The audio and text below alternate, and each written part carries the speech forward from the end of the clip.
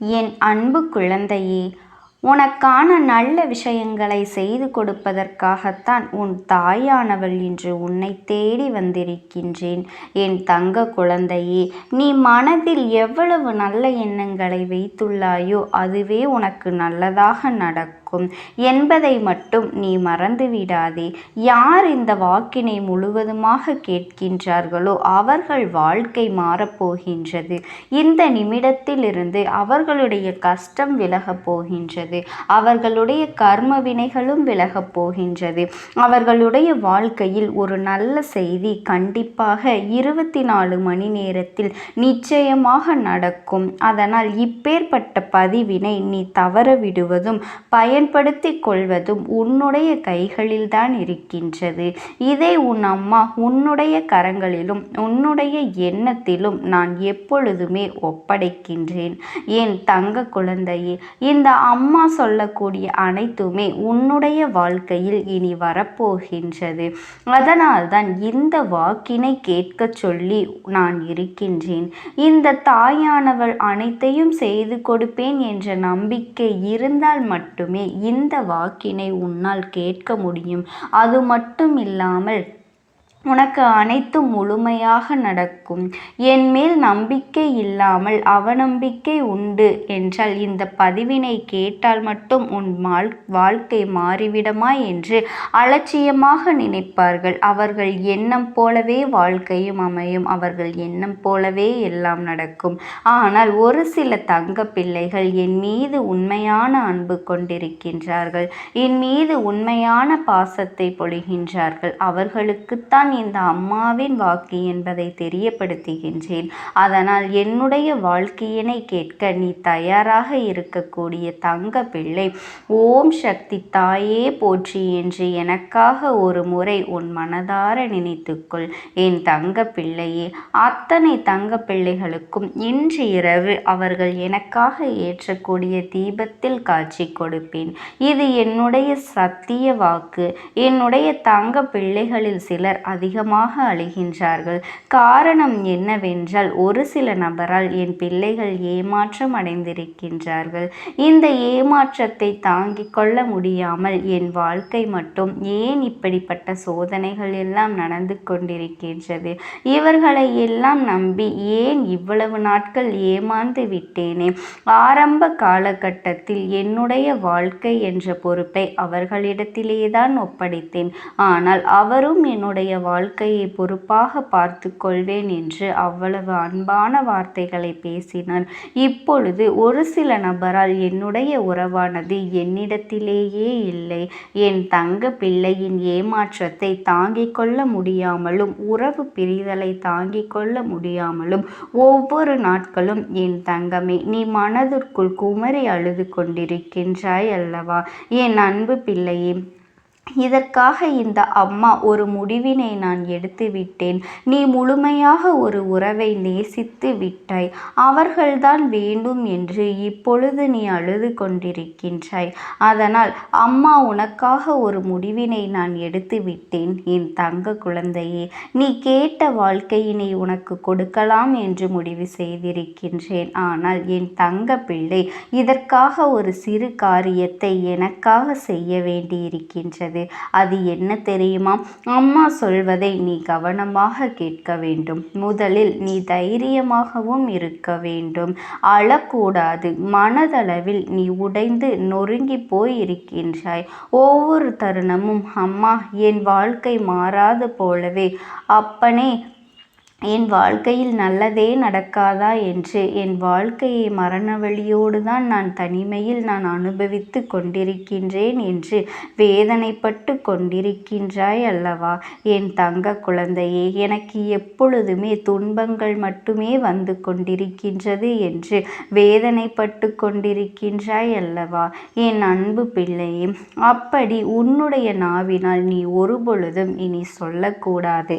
நீ என்ன சொல்கின்றாய் அதுதான் உன்னுடைய வாழ்க்கையிலும் நடக்கும். என் தங்கமே, இனி ஒரு பொழுதும் எதிர்மறையாக நீ நினைக்கவும் கூடாது. எதிர்மறையான வார்த்தைகளையும் உனக்குள்ளே பேசிக்கொள்ளவும் கூடாது. என் தங்க குழந்தையே, நீ எதற்காகவும் கவலை கொள்ளவும் கூடாது. உன் அம்மா நான் இருக்கின்றேன் அல்லவா? எல்லாவற்றையும் நிறுத்தி கொண்டு இன்றிலிருந்து நீ ஒரு முடிவை உறுதியாக எடுத்துக்கொள்ள வேண்டும். இந்த அம்மா உனக்கு இத்தனை சத்தியவாக்காக சொல்கின்றேன். இன்றைய தினத்திலிருந்து எண்ணி ஒரு வாரத்திற்கு அதிகாலையிலும் அல்லது மாலை நேரத்திலும் என்னை வழிபாடும் பொழுது நீ இதை உன்னுடைய நாவினால் என்ன சொல்கின்றாயோ அதை நான் உனக்கு ஒரு வாரத்தில் நடத்தி கொடுப்பேன் என்பதை முழுமையாக நம்ப வேண்டும். என் தங்க குழந்தையே, இந்த அம்மா சொல்வதை நீ கவனமாக கேட்டுக்கொள்ள வேண்டும். என்னிடத்தில் என்ன சொல்கின்றாயோ அதை நான் உனக்கு நிச்சயமாக நான் நடத்தி கொடுப்பேன் என்பதில் எந்த ஒரு மாற்று கருத்துமே கிடையாது. என் தங்க குழந்தையின் மனதில் எப்பொழுதும் நல்ல எண்ணங்கள் மட்டுமே வர வேண்டும் என்பதனை நீ தெரிந்து கொள். என் தங்க பிள்ளையே, அதில் நீ என்ன சொல்கின்றாயோ, நீ அந்த உன் நாவினால் இந்த நாட்களில் என்ன சொல்கின்றாயோ அதை நிச்சயமாக உனக்கு நான் நடத்தி கொடுத்து உன் வாழ்க்கையில் அதை நிரந்தரமாக இருக்க செய்வேன் என்பதனை நீ நினைவில் வைத்து கொள்ள வேண்டும். இனி வரக்கூடிய அந்த வாரத்தில் எனக்கு எனக்கு கிடைக்காது, எனக்கு அவ்வளவுதான், என்னுடைய வாழ்க்கை முடிந்து விட்டது, அவ்வளவுதான், என் வாழ்க்கை அப்படியே சென்று விட்டது, இனிமேல் எனக்கு யாரும் இல்லை, என் வாழ்க்கையில் ஏமாற்றம்தான் கிடைக்கும் என்று சொல்லி கொண்டிருந்தால் உனக்கு எதிர்மறையாகத்தான் நடக்கும். என் வாழ்க்கையில் அவர்கள் வந்து விட்டார்கள், என் வாழ்க்கை உயரப் போகின்றது, என் வாழ்க்கை வெற்றியாக இருக்கப் போகின்றது, என் வாழ்க்கை மகிழ்ச்சியாக இருக்கப் போகின்றது, எனக்கு கடன் பிரச்சனைகள் தீரப்போகின்றது, என் இல்லத்தில் பணம் பெருகப் போகின்றது, எனக்கு குழந்தை வரம் கிடைக்கப் போகின்றது, அதை போல எனக்காக என் உறவு என்னை தேடி வரப்போகின்றது என்று பேசாத உறவுகள் எல்லாம் நான் தானே பேச வேண்டும் என்று பேசப் போகின்றார்கள். இப்படி உன்னுடைய வார்த்தைகளும் எண்ணங்களும் எப்பொழுதும் உனக்கு சந்தோஷமாக இருக்கும்படி இந்த ஒரு வாரத்திற்குள் நீ இப்படித்தான் பேச வேண்டும். பேசவில்லை என்றாலும் மனதால் நினைத்தால் நீ நினைத்து சந்தோஷப்பட வேண்டும். அதைத்தான் உனக்கு நான் சத்திய வாக்காக சொல்கின்றேன். என் தங்க குழந்தையே, இந்த எண்ணமானது உனக்கு முழுமனதோடு இருக்க வேண்டும். இந்த ஒரு வாரத்தில் நீ எதையெல்லாம் பேசுகின்றாயோ அதையெல்லாம் நான் உனக்கு நிச்சயமாக நடத்தி கொடுப்பேன். என் தங்க பிள்ளையே, நீ பேசுவதற்கு தயாராகி விட்டாயா? உன் மனதில் அதை நினைப்பதற்கு தயாராகி விட்டாயா? இப்பொழுது இந்த அம்மாவும் உனக்காக தயாராகி இருக்கின்றேன். என் அன்பு பிள்ளையே, நான் சொல்கின்ற வாக்கு உனக்கு முழுமையாக பொருந்தும் என்பதை உணர்ந்து கொள். நான் சொல்வது ஒன்று செய்வது ஒன்று என்று மாற்றி மாற்றி எல்லாம் செய்ய மாட்டேன். இந்த அம்மா சொல்வது போலத்தான் இந்த ஒரு வாரம் நீ கடைபிடித்து விட்டால் உனக்கு நிச்சயமாக நான் சொன்னபடி அனைத்தையுமே நடத்தி கொடுப்பேன். இந்த அம்மா நான் செய்வதற்கு தயாராக இருக்கின்றேன். ஆனால் இந்த ஒரு வாரத்திற்குள் இதை செய்ய நீ தயாராக இருக்கின்றாய் என்றால், அம்மா தயாராக இருக்கின்றேன் என்று உன்னுடைய மனதிற்குள் நினைத்துக்கொள். என் தங்க பிள்ளையே, இந்த அம்மாவிற்கு செய்ய வேண்டியதை முழு நம்பிக்கையோடும் நல்ல எண்ணத்தோடும் நீ வேண்டுதல்கள் வைத்து நன்றாக வழிபட வேண்டும். என் அன்பு பிள்ளையே, சில விஷயங்களை சொல்லக்கூடாது, அதையும் நான் உன்னிடத்தில் சொல்லிவிடுகின்றேன். நீ இப்பொழுது நன்றாக வாழப்போகின்றேன் என்று அழுது கொண்டு சொல்லக்கூடாது. எனக்கு அதெல்லாம் கிடைத்துவிடும் என்று அழுது கொண்டு சொல்லக்கூடாது. நீ சொல்லக்கூடிய வார்த்தைகளை நேர்மறையோடு சொல்ல வேண்டும், முழுமனதோடு சொல்ல வேண்டும். அதோடு உன் புன்னகையோடு உன்னுடைய மனதில் ஒரு விஷயத்தை நீ நினைத்து விட்டால் எப்படி சந்தோஷப்படுவாயோ அப்படியெல்லாம் சந்தோஷப்பட்டுதான் அதை நீ சொல்ல வேண்டும். அப்பொழுதுதான் உன்னுடைய குழப்பங்கள் முதலில் விலகும், உன்னுடைய குறைகள் அனைத்தும் விலகும், உன் கஷ்டங்கள் அனைத்துமே உன்னை விட்டு விலகி சென்றுவிடும். உன்னுடைய மனது தெளிவாக இருக்கும். என் தங்க குழந்தையே, உன்னுடைய மனது தெளிவாக இருக்கும்போது அதை நீ செய்ய வேண்டும். அப்படி செய்தால் இவை அனைத்தும் உனக்கு உடனடியாக கிடைக்கும். அதை எப்படி சரியான பாதையில் கொண்டு செல்ல வேண்டுமோ, எப்படி சரியான பாதையில் பயணிக்க வேண்டுமோ அதை நீ அப்படியே பின்பற்ற வேண்டும். ஆனால் நான் என்னதான் உன் கண்ணெதிரே கொடுத்தாலும் அழுது கொண்டும் கவலைப்பட்டு கொண்டும் கஷ்டப்பட்டு கொண்டும் இருந்தால் நான் கொடுக்கக்கூடிய விஷயம் உன்னால் சரியாக பிரதிபலிக்க முடியாது. என் தங்க குழந்தைக்கு இந்த தாயானவளினுடைய அன்பும் ஆசீர்வாதங்களும் என்றென்றைக்குமே முழுமையாக கிடைத்து கொண்டேதான் இருக்கும். ஓம் சக்தி. ஓம் ஆதிபராசக்தி. படுகின்றது. என் தங்கமே, நான் உங்களுக்கு ஒரே ஒரு வாய்ப்பினை உருவாக்கி கொடுக்கின்றேன்.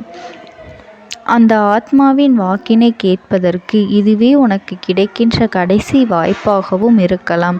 அதனால் என் பிள்ளையே, இந்த வாய்ப்பினை நீ சரியாக பயன்படுத்தி கொண்டு அந்த ஆத்மா உன்னோடு என்ன பேச நினைக்கின்றது, அவர்கள் எதை உன்னிடத்தில் சொல்ல நினைக்கின்றார்கள், வெளிப்படுத்த முயற்சி செய்கின்றார்கள், எதனால் உன்னை தேடி வந்திருக்கின்றார்கள் என்பதனை எல்லாம் நீ தெரிந்து கொள்ள வேண்டும். என் தங்க பிள்ளையே, அவர்கள் எப்படி இந்த தெய்வத்தின் அருகில் வந்தார்கள் என்று நீ யோசிக்கலாம். என் தங்கமே, உன்னுடைய இல்லத்தில் சமீபத்தில் இறந்து போன ஒருவரினுடைய ஆத்மாவானது சில நாட்களாகவே உன் இல்லத்தை சுற்றி சுற்றி வருகின்றது. இந்த அம்மா அதனை கண்டுவிட்ட பிறகு, எதற்கு இங்கே சுற்றி கொண்டிருக்கின்றாய்? நீ இருக்க வேண்டிய இடத்தில்தானே இருக்க வேண்டும். என் பிள்ளையின் வீட்டில் உனக்கு என்ன வேலை என்று கேட்ட பொழுதுதான் அந்த ஆத்மா என்னிடத்தில் சொன்ன விஷயம், எனக்கும் என்னிடத்தில் இருக்க வேண்டும் என்றுதான் ஆசையாக இருக்கின்றது. ஆனால் சில விஷயங்கள் என்னை அங்கே செல்ல விடாமல் தடுத்து கொண்டு இருக்கின்றது.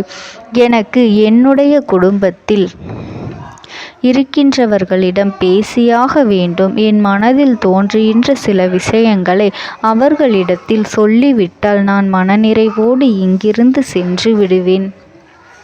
சில விஷயங்களை நான் அவர்களோடு பகிர்ந்து கொள்ளாமல் விட்டுவிட்டேன். அதற்கு சரியான நேரம் இப்பொழுது வந்திருக்கின்றது. இப்பொழுதும் சொல்லாமல் நான் சென்று விட்டால் இனி காலம் முழுவதும் என்னால் அவர்களிடத்தில் சொல்லிவிட முடியாது. இதற்கு நீங்கள்தான் துணையாக நிற்க வேண்டும் அம்மா என்று என்னிடத்தில் வாய்ப்பினை ஏற்படுத்தி கொடுக்க வேண்டும் என்று கேட்டது. என் தங்க குழந்தையே, இப்படி இருக்கும் பொழுது அவர்களிடத்தில் சொல்லிவிட முடியாது. அந்த வாய்ப்பினை ஏற்படுத்தி கொடுத்து என் வீட்டில் உள்ளவர்களிடம் பேச வைக்க வேண்டும் என்று என்னிடத்தில் கோரிக்கை வைத்தது. என் தங்கமே, இப்படி மனதிலே எந்த கெட்ட எண்ணங்களும் இல்லாமல் உன் குடும்பத்திற்காக பேச வேண்டும் என்று கேட்ட ஆத்மாவிற்கு நான் அந்த வாய்ப்பு வழங்குவது தானே முறையாக இருக்கும். அதனால் இந்த அம்மா அந்த ஆத்மாவிற்கு அந்த வாய்ப்பினை கொடுக்க முடிவுகள் செய்து இப்பொழுது உன்னோடு பேசுவதற்காக வரவழைத்திருக்கின்றேன். என் பிள்ளையே, அந்த ஆத்மாவானது உன்னிடத்திலே என்ன பேசுகின்றார்கள் என்பதனை நான் என் மூலமாக உன்னிடத்தில் பேசி சொல்கின்றேன். இந்த அம்மாவிடத்திலிருந்து தான் அவர்கள் மனதில் பேச நினைப்பதை எல்லாம் பேச முடியும். என் தங்கமே, நேரடியாக ஒரு ஆத்மாவின் குரலை உன்னால் அத்தனை சுலபமாகவெல்லாம் கேட்டுவிட முடியாது. இந்த அம்மா அதற்காகத்தான் இன்று இந்த உதவியை செய்கின்றேன். என் குடும்பத்தில் இருக்கின்றவர்களிடம் பேச வந்திருக்கின்றேன். உங்கள் எல்லோரையும் நான் இனி காணவே முடியாது என்பதனை நான் உணர்ந்து கொண்டேன். என் வாழ்க்கையில் நிறைவாக இருந்து என்னால் உங்களுக்கு கஷ்டங்கள் வந்தாலும் உங்களால் எனக்கு எந்த கஷ்டங்களும் இதுநாள் வரையிலும் வந்தது கிடையாது. நான் நினைத்தது போல இந்த வாழ்க்கையை அத்தனை சந்தோஷமாக வாழ்ந்து கொண்டுதான் இருந்தேன். என் குடும்பத்தில் இருக்கின்றவர்களிடம் பேச வந்திருக்கின்றேன். உங்கள் எல்லோரையும் இனி நான் காணவே முடியாது என்பதனை நான் உணர்ந்து கொண்டேன். உங்களோடு இருந்த இந்த காலகட்டம் குறைவாக இருந்தாலும் எனக்கு கிடைத்த சந்தோஷங்களும் மகிழ்ச்சியும் ஏராளமாக இருந்தது. அதனால் எனக்கு எந்த ஒரு கவலையும் இதுவரையில் இருந்ததே கிடையாது. நான் நினைத்தது போல இந்த வாழ்க்கையை நான் சந்தோஷமாகத்தான் வாழ்ந்து கொண்டு இருந்தேன். ஆனால் இவ்வளவு காலம் எனக்கு சீக்கிரமாக என்னுடைய ஆயுள் முடிந்துவிடும் என்று எனக்கு முன்பே தெரியாது. அது தெரிந்திருந்தால் நிச்சயமாக என் மனதில் இருக்கின்ற அத்தனை விஷயங்களையும் நான் உங்களிடத்தில் சொல்லியிருப்பேன். ஆனால் எல்லோரும் நினைப்பது போலத்தானே நானும் நினைத்திருந்தேன். எனக்கும் இந்த உலகத்தை விட்டு செல்ல வேண்டும் என்ற ஆசை கிடையாது. மற்றவர்கள் சொல்வது போல எதற்காக பிறந்தோம், நாம் ஏன் பிறந்தோம் என்று ஒரு நாளும் நான் நினைத்தது கிடையாது. வாழ வேண்டும் என்றுதான் ஆசைப்பட்டேன். என்னுடைய ஆசைகள் எல்லாம் நிராசையாகும்படி இந்த உலகத்தில் விட்டு செல்ல வேண்டிய காலகட்டம் கட்டாயம் வந்துவிட்டது. என்னுடைய கடமை இங்கே சரியாக முடிவதற்கு வந்துவிட்டது.